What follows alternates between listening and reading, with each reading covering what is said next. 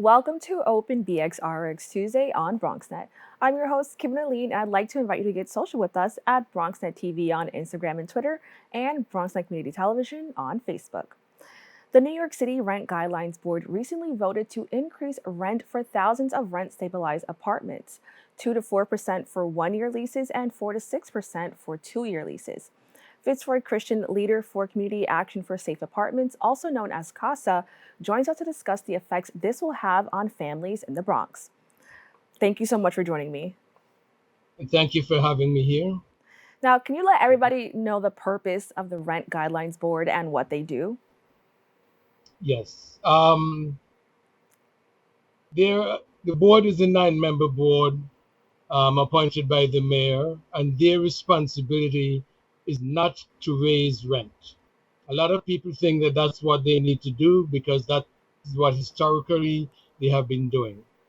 Their purpose is to look at the economic conditions in New York City and to determine what would be fair for the city's rent stabilized tenants, whether or not a rent was justified, and if so, how much. So they have the ability to increase rent. Mm-hmm. They have the ability to freeze rent as they have done in the past. And they also have the responsibility to have a rent rollback if they think that is necessary. Um, for whatever reason, they have been reluctant to do anything except raise the rent, except for a few times when organizers created a lot of pressure on them, and they did freeze the rent under the prior administration. But historically, they have raised rents every year, no matter what the economic conditions are. And that is not what the real purpose is. Now, can you explain how high did they raise this price and how this is actually going to affect families in the Bronx? Their proposal is to raise the rent between the range of 2 and 4% for a one-year lease and between 4 and 6% for two-year leases. Now, if we look at the situation, let's say here in the Bronx, where we do most of our work, most of the folks who live in the Bronx cannot afford an additional increase. What will happen is that, compounded to the large numbers of eviction cases that have already been brought in housing court against tenants in the Bronx, we are going to be seeing a whole lot more simply because folks have not yet recovered from COVID. This has been 2 years of devastation on the family's incomes. And to add the burden of a rent increase is only hastening their departure through evictions, which means we are going to see a massive increase in homelessness. We're going to see the city spending humongous amount of monies to provide not only shelter services, but the social services that come with it, if they go ahead with their plan to raise the rent. If they were to have a rent freeze or a rent rollback, most people will be able to stay in their homes. They will be able to last through the pandemic. They'll be able to stay here and continue to live and hopefully to thrive in the community that they have called their home for so long. Now, Raising the rent is going to be devastating. yeah, I want to expand on that a little bit because I know that our city was already facing issues with rent and evictions, and there Yeah. were like protests about that. Can you tell me a little bit more about that? And, is that kind of just going into another problem of homelessness and stuff like that? Can you expand on that a little bit more?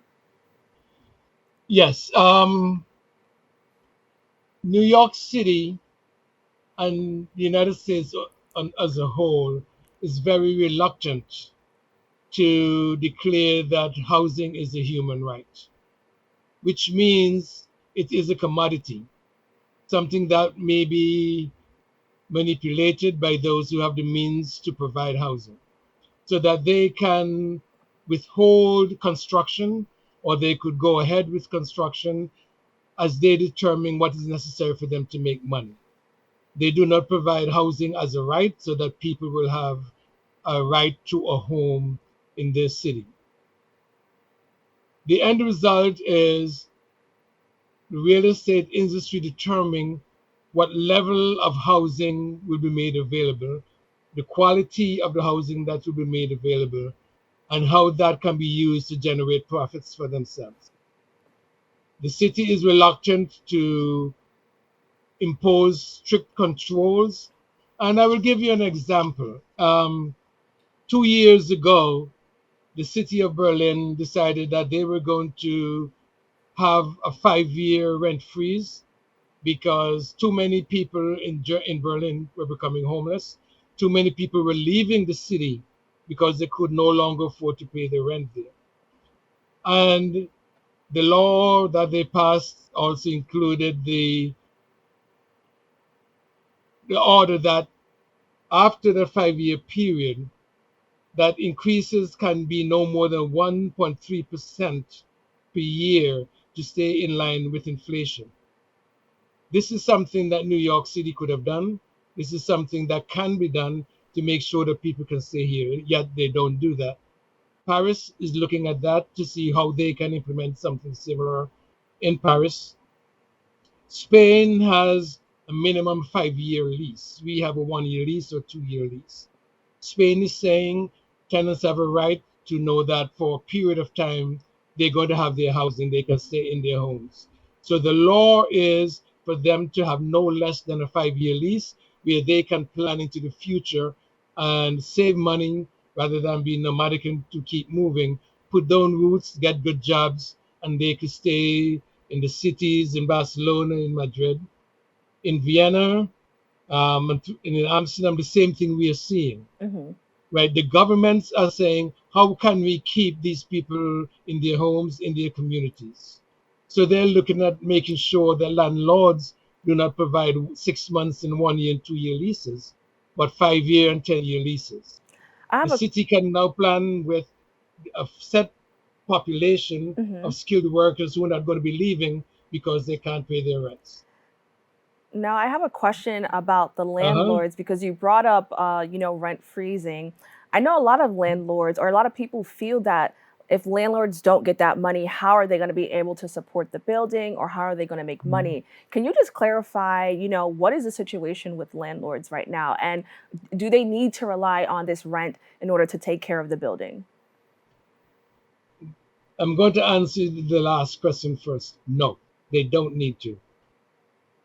The rent guidelines boards have produced figures that show that over the last 30 to 35 years, landlords, except for 2 years, have been making an average of 38% profit, which means for every dollar they invest, they're getting 38 cents back.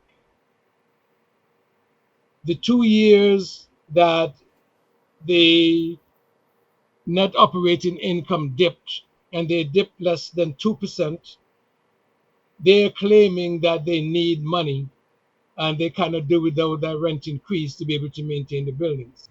Yet, if we look at what is going on in the housing courts and what is going on the HPD, which is the state house agency that handles housing, we will see that these same landlords have not been making repairs, they have not been maintaining their buildings. All the monies they have been making have been going to the bank, and it has been supporting their stock so that they can use the value of their property to make money. They have not reinvested that money into maintaining the quality of living standards that the city demands. This is why a lot of tenants have been taking the landlords to court to enforce repairs, so that the court can enforce the landlords to maintain the housing standards that the city say that they should. They have not been using that money to maintain the buildings. Also, both the state and the city have programs where landlords who claim that they're losing money could Hmm. open their books and show the state, for instance, and said, "Here, state, here are my books. This is proof that I've been losing money." If they can do that, the state's Division of Home and Community Renewal gives them permission to add an additional increase above what the rent guidelines board would add so that they can be made whole. Now, the Not Bronx. one. Oh, let me finish this, please. Hmm. Not one landlord in the last 30 years went to get that free money. That tells us how much money they don't need. Nobody walks away from free money. The city of New York has a similar program where you declare hardship and you show the city of New York, here are my numbers, these are my books, look at it. I'm hard up, I'm not getting my money. The city will give them a tax break equal to 5% profit. In the last 30 years, one, two landlords applied for that. You don't walk away from a tax break if you're not making money. You don't walk away from a rent increase if you're not making money. So the fact that the state and the city have these programs and landlords are not making use of it gives a lie to their claim that they need money to maintain the buildings. The numbers of complaints that tenants file at the HPD because of the poor maintenance or lack of maintenance Hmm. and poor conditions in their home show that they're not investing the money they're making in maintaining the buildings properly. So we have about 1 minute left. I appreciate you going Yep. into that detail though, because I don't think a lot of people understand that. But in regards to the Bronx, we're known as the Mhm. poorest congressional district in the country, Yes. and we led the state in eviction filings for 3 years. What will this mean as we go in the future? What will this mean for the borough? Right now, the Bronx is again leading in eviction cases being brought. The Bronx Housing Court is busier than any other court in the city. It means that a lot of the folks who live here now, the frontline workers who suffered mostly during the pandemic, they would not be able to stay in the Bronx. Hmm. And this actually is the last frontier. There's nowhere else for them to go. Everybody's leaving the other boroughs to come to the Bronx because the homes here are lower than anywhere else because this borough has not been gentrified yet. The gentrification process is ongoing. So the landlords now have a reason to try to drive the people of the Bronx out of their homes so that they could hopefully take those apartments off the rent stabilized rolls and make them market rate apartments and so generate more income for themselves. So we're going to be finding a lot of people who are going to be taken to court, a lot of people who are going to be evicted, and especially when the courts are moving ahead with eviction cases without making sure that the tenants have proper legal representation. So they're going to court without defenses, without knowing what their rights are, without knowing how to protect themselves. So, which means a lot of them are going to be evicted, even when they have opportunities to stay at home if they had an attorney.